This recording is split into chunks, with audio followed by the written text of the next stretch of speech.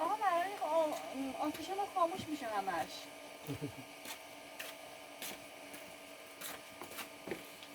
از اون علف خشکا می آوردیم؟ آوردیم. تا تمام میشه اینم خاموش میشه. باید ندست خودش میگه.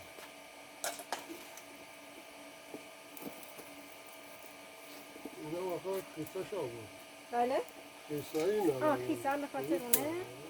آه.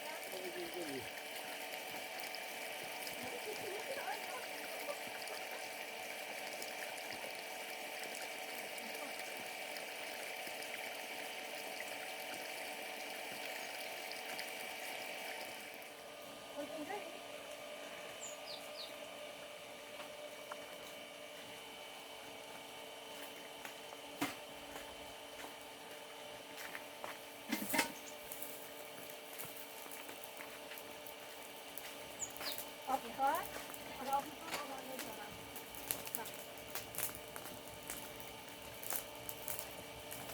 واه. چطوری؟ همشه خود به اطلاعات میگیری نمیکنه.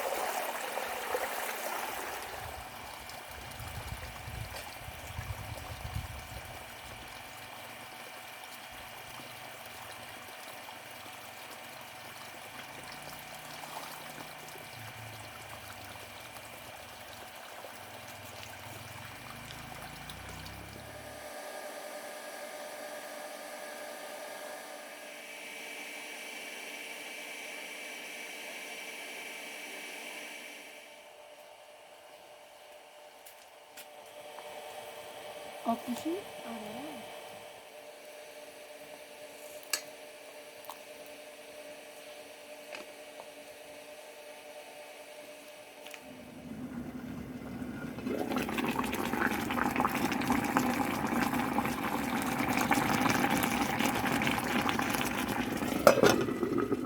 شهرها رو شکل بده. مراتب خرسندی خود را مخاطب به سبب الحاق رسمی جمهوری اسلامی ایران رئیس جمهور کشورمان در این نشست که به میزبانی هند برگزار شد با ابراز خرسندی از الحاق رسمی ایران به سازمان و مزایای عضویت رسمی ایران در سازمان همکاری شانگهای در تاریخ ماندگار خواهد شد. امیدوارم حضور ایران در این سازمان مهم و تاثیرگذار بستر تامین امنیت دست جمعی، راهنمون شدن به سوی توسعه پایدار، گسترش